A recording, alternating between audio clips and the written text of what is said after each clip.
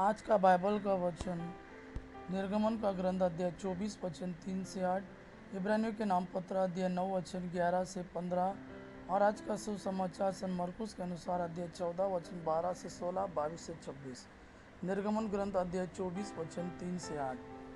मूसा ने सिनै पर्वत से उतरकर प्रभु के सब वचन और आदेश लोगों को सुनाए। लोगों ने एक स्वर से इस प्रकार उत्तर दिया, प्रभु ने जो कुछ कहा है हम उसका पालन करेंगे। मूसा ने प्रभु के सब आदेश लिख दिए और दूसरे दिन भोर को उसने पर्वत के नीचे एक वेदी बनाई और इज़राइल के 12 वंशों के लिए 12 पत्थर खड़े कर दिए।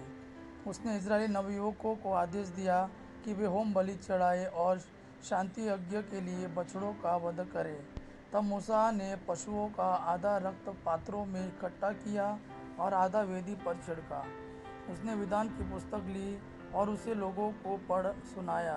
लोगों ने उत्तर दिया, प्रभु ने जो कुछ कहा है हम उसके अनुसार चलेंगे और उसका पालन करेंगे। इस पर मूसा ने रक्त ले लिया और उसे लोगों पर छिड़कते हुए कहा, यह उस विधान का रक्त है जिसे प्रभु ने उन सब आदेशों के माध्यम से तुम लोगों के लिए निर्धारित किया है।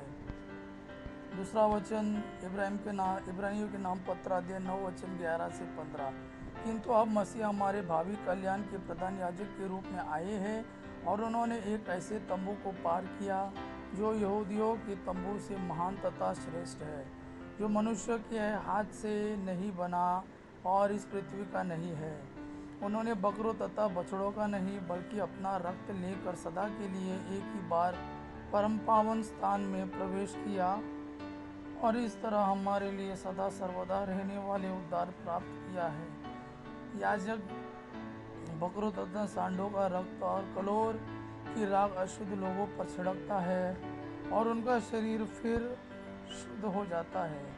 यदि उसमें पवित्र करने शक्ति है तो फिर मसीह का रक्त जिसे उन्होंने शाश्वत आत्मा के द्वारा निर्दोष बलि के रूप में ईश्वर को अर्पित किया, हमारे अंतःकरण को पापों से क्यों नहीं शुद्ध करेगा और हमें जीवन ईश्वर की सेवा के योग्य बनाएगा।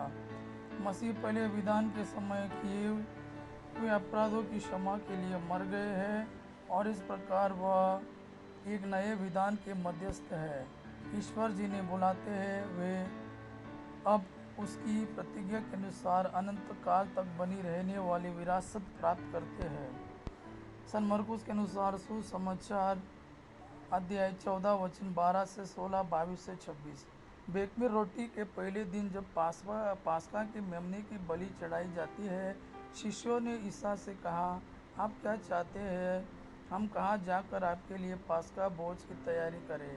ईसा ने 2 शिष्यों को यह कहते हुए भेजा, शहर जाओ, तुम्हें पानी का घड़ा लिए एक पुरुष मिलेगा, उसके पीछे पीछे चलो और जिस घर में वह प्रवेश करे उस घर के स्वामी से यह कहो, गुरुवर कहते हैं, मेरे लिए अतिथिशाला कहाँ है जहाँ मैं अपने शिष्यों के साथ पास्का का भोजन करूँ? और वह तुम्हें ऊपर सजाया बड़ा कमरा दिखा देगा, वही हम लोगों के लिए तैयार करो। शिष्य चल पड़े। ईसा ने जैसा कहा था उन्होंने शहर पहुंचकर सब कुछ वैसा ही पाया और पास्का भोज की तैयारी कर ली। उनके भोजन करते समय ईसा ने रोटी ले ली और आशीष की प्रार्थना पढ़ने के बाद उसे तोड़ा और यह कहते हुए शिष्यों को दिया, ले लो, यह मेरा शरीर है। तब उन्होंने प्याला लेकर धन्यवाद की प्रार्थना पढ़ी और उसे शिष्यों को दिया और सब ने उसमें से पिया। ईसा ने उनसे कहा, यह मेरा रक्त है, विधान का रक्त जो बहुतों के लिए बहाया जा रहा है। मैं तुमसे यह कहता हूँ, जब तक मैं ईश्वर के राज्य में नवीन रस न पी लूँ तब तक मैं दाख का रस फिर नहीं पीऊँगा। भजन गाने के बाद वे जैतून पहाड़ चल दिए। यह प्रभु का वाणी है, प्रभु को धन्यवाद। अब पिता की महिमा और पुत्र यीशु का प्रेम आप पर सदा सर्वदा बना रहे। आमीन।